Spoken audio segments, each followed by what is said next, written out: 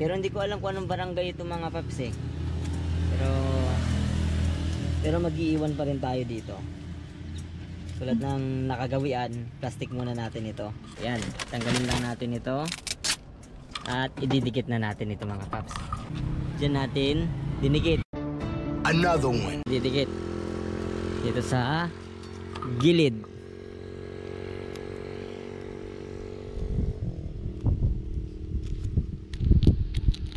So, yan mga paps. Dito tayo sa iba ngayon mga paps. Mag-iiwan tayo. Maglagay muna tayo. Mag-iiwan tayo dito sa iba. Pero hindi ko alam kung anong barangay ito mga paps eh. Pero mag-iiwan pa rin tayo dito. Tulad ng nakagawian, plastic muna natin ito. Press lang natin yan. Bago palagi nating ilalagay sa tape. Para safe. Yan, nandito na yan, no? Ayan. Pero lalagyan muna natin yan ng lalagyan pa rin natin yan ng pangalan. Mamoons. Kitang kita, manipis itong tape na nabili natin ngayon. Pero wala pala tayong gunting.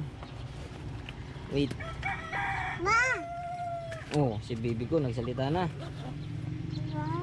May pamputol naman tayo, pantusok-tusok mga paps. Gagawin mga paps, hanapan na lang natin kung saan natin ididikit ito. A few moments later.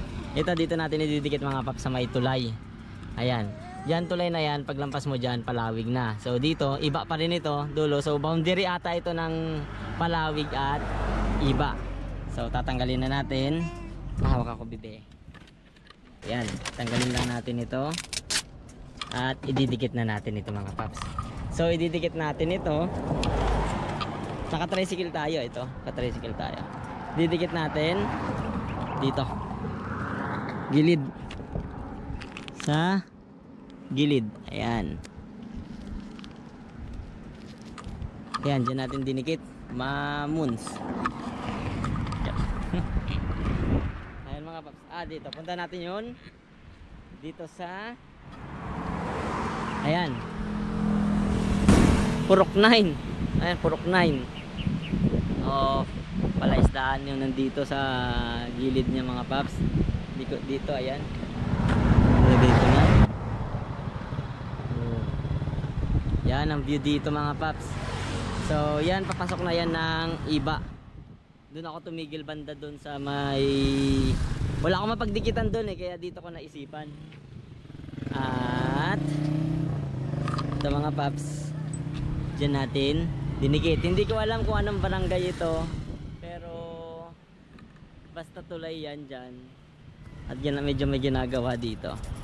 So share nyo na lang para kapag may taga dito, makita nila, madaling makuha. Naka-tricycle kasi tayo ngayon mga paps eh. At isa pa, maglalagay pa rin tayo. Maglalagay ulit tayo mga paps. Maghanap tayo ng ulit ng pag-iiwanan natin. Isa pa. Susulatan pa rin natin ng Mamoons. Mamoons. Ayan. I-ready natin na ulit yung natin yung isa pang ipapahanap natin para mamaya ilalagay na lang natin, pupunitin na lang natin sa tape, tapos ilalagay na, ididikit na lang. Mabilis tayong makaalis sa lugar na pagdidikitan natin mamaya. Next destination. So ito mga paps, naka-ready na, nakadikit na.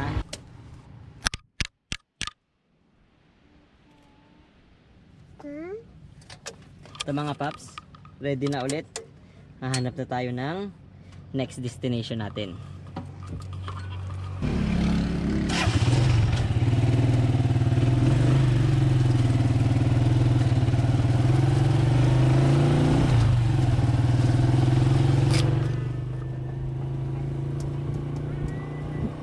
A few moments later.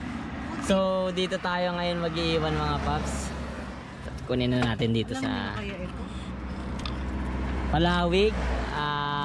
Paglampas ng Banlog, pag galing ka doon, Banlog doon, papunta na ng Bulawin. Bulawin na ata ito. Hindi ko alam, basta palawig ito mga paps. So hahanapan na lang natin kung saan natin ididikit itong mga paps. Ito. Sa ano? Ito sa may sign. Ito. Diyan natin ididikit.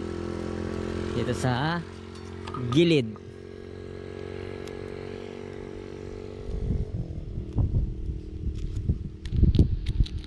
So, yan mga paps.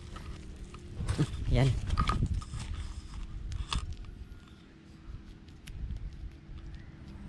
Diyan natin dinikit mga paps sa may yan yung sign na arrow. Nakalimutan ko tawag dyan, yung reflectorize. At bulawin pa to mga paps, basta palawig ito, straightway. Tapos doon ay banlog, palawig. So may mga mangga dito, may mangga din, may mga bakod na buho. Hindi ko lang alam talaga kung anong barangay ito mga paps. Sakto ang hinihintuan natin ay may pangalan, may nakalagay na EE-109. Hindi ko rin alam kung anong ibig sabihin. So hanapin nyo na lang mga paps. Umiyak na yung baby ko. Pina-check up ko kasi kaya naka-tricycle mga paps. So hanapin nyo na lang. Happy hunting. Good luck.